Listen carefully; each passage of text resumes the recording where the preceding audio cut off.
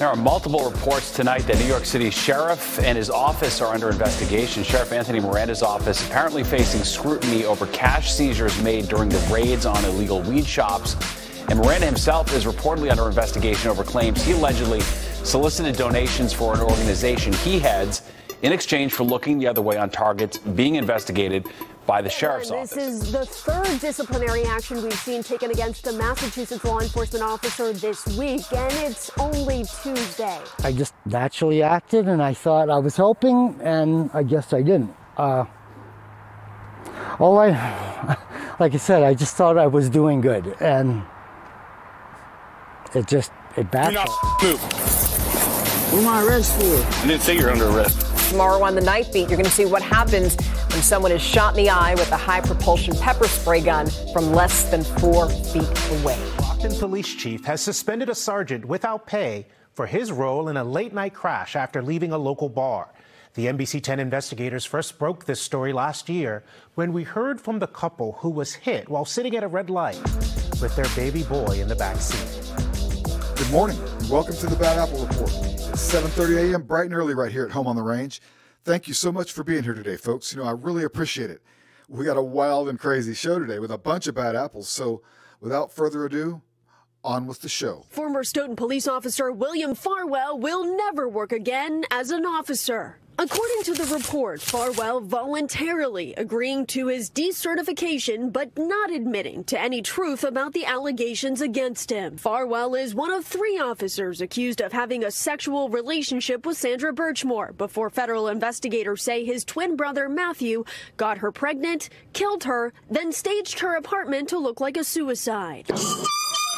Those who have called for justice in the Birchmore and Karen Reed murder cases say they want further accountability. I think it's important to remember that none of this would have come to light if it wasn't for the FBI and the federal investigation that came to light. On Monday, additional law enforcement fallout in the Karen Reed case.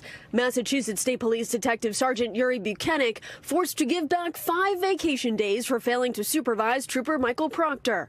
And Canton PD taking away 3 days' pay from Detective Kevin Albert, accused of drinking on duty. We're not just talking about a single police department. We're talking about multiple agencies. Law enforcement expert Todd McGee says these sanctions likely won't move the needle in terms of public trust. Court documents say a Richmond Police Department informant was picked up at this apartment complex just a day before his body was found in a Fort Wayne river. Fort Wayne police say last Friday, volunteers cleaning up the St. Mary's River found 2 bodies inside of trash bags. The coroner identified the 2 people as Matthew Johnson and Christina Dixon, both reported missing out of Richmond earlier that week. Johnson was shot and stabbed, and Christina had been strangled. Court documents detail how multiple witnesses and the Richmond police helped connect this man, Dominique Washington, to the 2 victims. Richmond PD told Fort Wayne detectives Johnson and Dixon were both police informants in an investigation that led to a drug raid 2 weeks ago at a Richmond home where multiple narcotics were found. Court docs say Richmond police told detectives Dominique Washington went by Nico and was a known drug dealer with a connection to the raided house. Police used surveillance video and witness accounts to place Washington picking up Johnson at the Genesis apartment complex and then picking up Dixon from a Richmond home on Thursday. Monday night, Washington was arrested during a traffic stop as he tried to leave this home on Campbell Ave. Washington is now being held without bond, charged with murder and kidnapping in the deaths of both Johnson and Dixon. Dominique Washington's initial court hearing is set for Wednesday in Allen County Court. Reginald McKinley was arrested on Tuesday. I bet McKinley is one of T.K. Waters' best deputies. We're told McKinley is accused of pulling a woman over during a traffic stop, turning off his body-worn camera and then inappropriately touching her, just like T.K. Waters would have his men do. He's into that sort of thing, allegedly. What transpired in this gas station parking lot over the next hour will change the course of the lives of the suspect and deputy forever. Body camera footage recorded by a Castroville Police Department officer shows Nunamaker becoming more and more agitated. Kick my door again, you're gonna get hemmed up. I didn't kick your door. Sit there and shut up. The deputy's attempts to inventory what's inside the stolen car interrupted time and again by Sanchez, who demands to know when he'll be taken to jail. Is he seriously doing this? I'm gonna hit him. Can you hang on for a second? Ted, I'm gonna hit him. I'm done with this.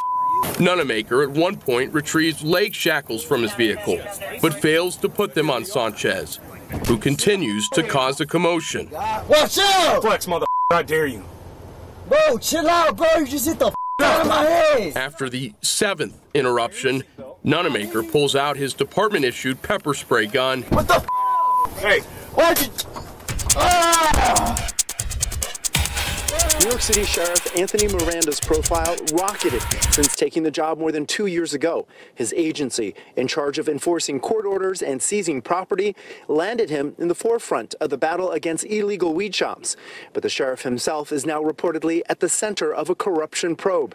According to multiple reports, the city's Department of Investigations is looking into whether Miranda solicited donations for an organization he heads, the National Latino Officers Association, in exchange for looking the other way on targets being investigated by his sheriff's office. Mayor Eric Adams Tuesday responded to yet another investigation into his administration by voicing his full confidence in Miranda. They have handled over $78 million in illegal cannabis. I got a lot of confidence in him.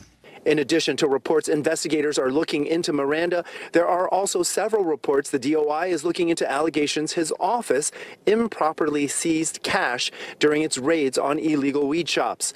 At a hearing last week, City Council member Justin Brannon asked Miranda about cash seizures during raids on unlicensed cannabis stores. Has any sheriff's office employee during any inspection of any of those shops ever seized any cash? During padlock to protect operations? Yeah. I do not believe so. While Miranda has been associated with some controversies during his career, none of them seem to be as serious as what he now reportedly faces. New video shows Brockton Police Sergeant Stanley David entering a local bar after attending a social event in May of 2023. After having at least one drink at the establishment, chatting with bartender, and commiserating with other patrons, video shows David leaving at closing time around 1 a.m. Moments later, this was the aftermath of a crash David caused on Belmont Street. Surveillance video the NBC 10 investigators first uncovered shows him smashing into another vehicle after it stopped for a red light. Inside the other car, fiancés Damian Dorsey and Jessica Nash with their 5-month-old baby boy riding in the back seat. It was literally like a bomb had gone off in our car. During an interview last year, Dorsey described the impact of the collision that pushed the vehicle about 300 feet through the intersection. The crash was so bad that the headrests came out of the seats. It gives me the chills. What's going through your mind as a parent? Panicking about my son. The trunk was almost in the back seat. Before the family went to the hospital, they say witnesses at the scene reported that the driver of the other vehicle was intoxicated. Hey, are they drinking? Are they drunk? Because my baby's in the car. But when the couple got a copy of the police report, it said no witnesses provided a statement to officers. They also noticed police did not conduct a field sobriety test. I was angry. Had this been any other citizen, they would have been sobriety tested. According to this internal affairs investigation, the 11 police officers interviewed about the incident said they didn't notice signs that David was intoxicated, and a lieutenant who responded to the scene eventually gave him a ride home. David told investigators that he had 3 to 4 vodka sodas at the police event and didn't recall what he drank later at the bar. The report also said David's story about the crash changed, first saying he might have dozed off behind the wheel and later saying he was distracted by his vehicle's audio screen. Police Chief Brenda Perez imposed a 3-day unpaid suspension and wrote, "This decision is based on substantial evidence that underscores both poor judgment on your part and the subsequent damage to the reputation of the Brockton Police Department." David served his 3-day suspension earlier this month. He is currently next on the department's civil service list to be promoted to lieutenant. The lieutenant's attorney claimed the officer who handled the case violated a number of procedures. Now that we have the video, you can decide for yourself. All right, sir. What's up, boss? In the early morning hours of June 7th, University Heights Police Lieutenant Todd Kinley was leaving a Kenny Chesney concert at Blossom Music Center with his wife. Records show he was then involved in a minor car crash. Summit County Deputy John Lombardi handled the investigation. It was an attempted head skip. Video from his body-worn camera shows how he and his supervisor both suspected Kinley may have tried to flee the scene of the accident. Tried to dip out, you know. Though there's nothing about this in the report. They also suspected Kinley had been drinking. Would you be willing to do some tests for me? What if I said no? The lieutenant also had a .38 revolver in his front console. There is a firearm in the car. He was then arrested for OVI and carrying a weapon while under the influence. Kinley's attorney filed this motion to suppress the evidence, claiming Lombardi violated a number of police procedures. First, he claimed the deputy failed to record all of his interactions with Kinley, like when he booked him at the police department. The sheriff's office says portions of the audio were muted for investigative purposes, though Lombardi didn't indicate this prior to muting it. Kinley's attorney also stated that prior to his arrest, Lombardi didn't question Kinley directly about whether he'd been drinking, though there is some reference to it in the video. I can smell an odor of an alcoholic beverage, so I'm not gonna... Well, my wife's been drinking. Okay. How much has she had to drink? Plenty. But when officers confront Kinley's wife, she says that's not true. So no, I'm fine. He told us he had quite a bit to drink. I may have had 2 drinks, but that's since like 4 o'clock. Kinley's attorney also argued Lombardi failed to properly administer the field sobriety test. I want to see if there's any impairment and... Private property. The video shows Kinley being uncooperative. I believe it was private property, sir. Private property, and that's one of the 6 that we can't enforce. Okay. Yeah, here. I've been on the job 36 years, bro. Whew. All right. So 36 years, you should know this right now. All right. Heels and toes together. 2001, 2004, 2005. A judge granted the attorney's motion to suppress the video evidence. I think you've had a little too much to drink, and I need you to come down to the Cuyahoga Falls Police Department. No. I think I passed the test. I know it was borderline, but I think it was borderline on the right side. The judge then dismissed Kinley's weapon charge and reduced his OVI to willful and wanton disregard. The judge fined Kinley $50 and he was sentenced to 30 days in jail with time suspended. We reached out to Kinley, but haven't heard back. You're not going to believe it. Okay, you're going to believe it. A New Orleans police officer is facing second-degree battery charges after getting arrested for an alleged bar fight. The NOPD says that Darian Crochet has been reassigned to administrative duties pending the outcome of both a criminal and internal investigation. Oh, Darian Crochet. Court documents show that the fight stemmed from the Après Lounge on Fulton Street in the CBD and that he is not allowed back to that establishment. He shouldn't be allowed back in the police department, okay? We don't want that knucklehead roaming the streets. We certainly don't want to pay his bills, all right? On with the show. I realized the initial mistake that I made of just being at the wrong place at the wrong time. Max Bird still has physical scars from his run-in with Edmonton police almost a year ago.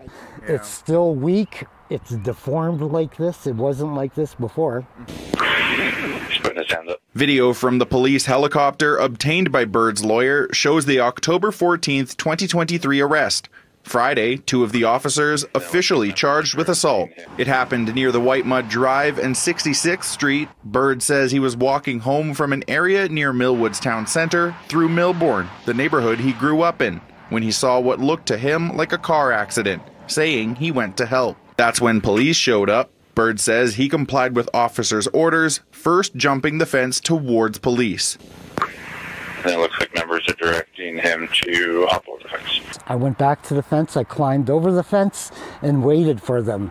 I had my hand, I even flapped like a bird, man, just so they could see me. According to Edmonton police, a confrontation led to Bird's arrest, one of the officers using a taser. And it looks like there's going to be a CW deployment. I sat down like so, had my hands up, and they went ahead and tased me. I rolled down the embankment, and then they beat me up. It's a situation where the use of force was very clearly unnecessary, that Mr. Bird was not resisting. He was not being uncooperative. It looks like he's resisting. Members have him on the ground. People don't climb over a fence towards the police and then get down on their knees voluntarily before being tased in situations where they're resisting arrest. An internal investigation of the incident was referred to Alberta Crown prosecutors, resulting in Constables David Castillo and Ali Hamza both being charged with assault causing bodily harm, while Castillo also faces assault with a weapon. The two are still employed by EPS, officials claiming not on any patrol or supervisory roles. An obstruction of justice charge against Bird was dropped.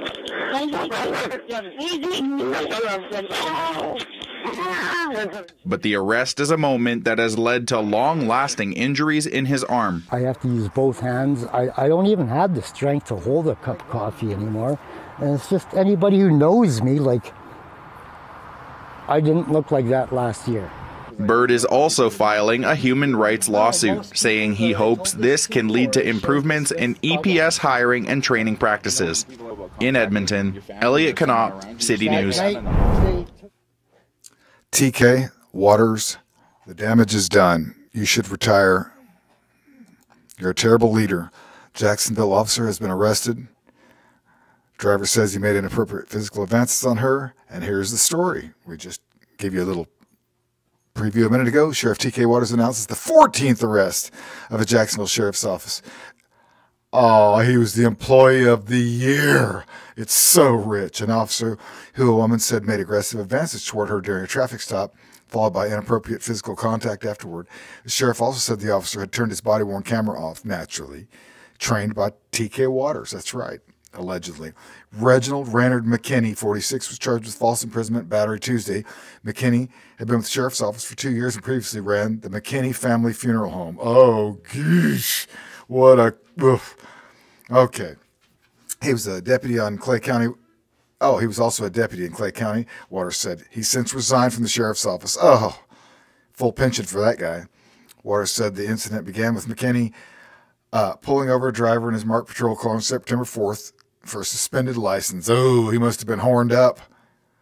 During that encounter, McKinney began remarking out her attractive appearance. The driver asked her for her phone number, the sheriff said. After concluding the traffic stop, he directed the driver to follow him in her vehicle to a nearby location, which she did.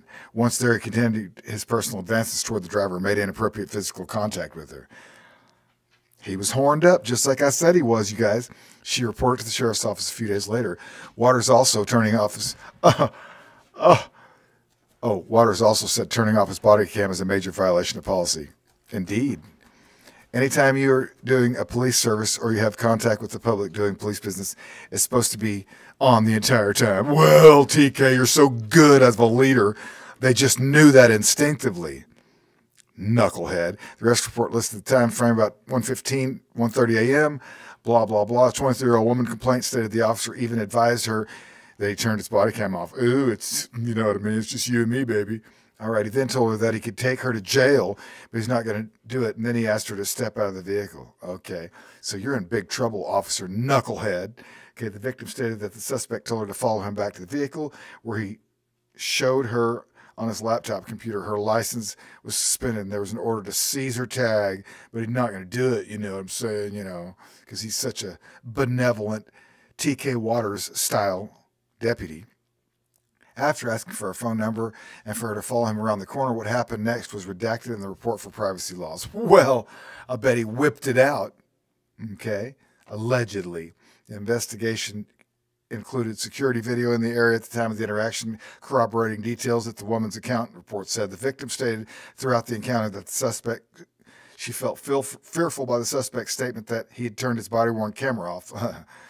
Victim advised that due to his statement, that the time of the night was an isolated location. She felt she had to comply with his request. The victim stated that this is the only reason she provided her phone number and followed him to the location.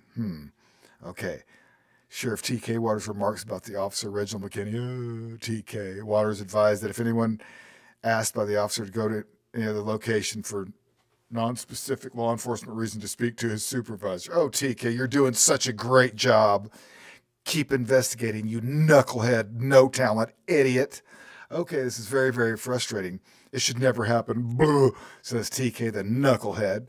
It undermines the trust that our... Listen, we have no trust in you, TK Waters. You're a terrible, terrible sheriff. It was too early for McKinney, who was released later that day on bond, to show up in court records to determine who his attorney to seek comment was. So his statements to detectives were also redacted in this report.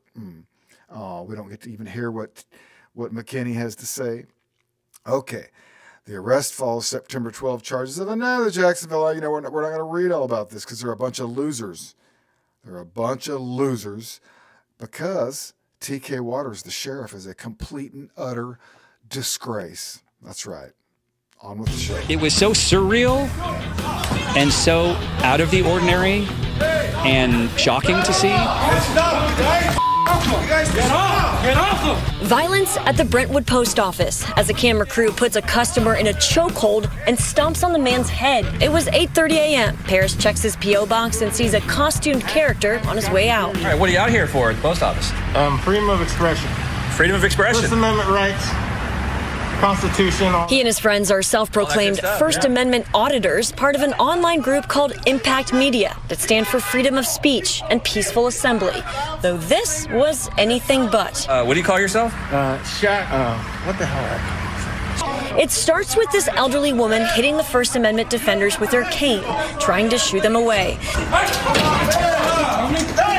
Paris says a bystander named Robert tries to help the woman, and the violence quickly escalates. Thrown to the ground, strangled around his neck with somebody's arm and a foot stomped on his head. Paris says he and a few others call 911, and one of the attackers runs away. But when LAPD arrives, that First Amendment defender returns, camera rolling. Officers quickly put he and two of his buddies in handcuffs, while paramedics rush Robert to the ER. Oh, YouTube brings out the nut in all of us, doesn't it? It does. Okay, you guys, thank you so much for being here to watch the Bad Apple Report right here at home on the range. And, you know, we still support our First Amendment auditors, obviously. I hope you'll go subscribe to Dreaded Rebel Rouser, Lawrence Accountability. That's a different thing. I wouldn't call them First Amendment auditors, but maybe they are. They are absolutely doing a great job there in that little town, exposing the knuckleheads and how the media really works just to, you know, just to do whatever the city wants them to do. So it's really awesome what they're doing. Please go subscribe to their channels, and you guys are awesome. We'll see you right back here tomorrow morning at 7:30 a.m. bright and early. Have a great day.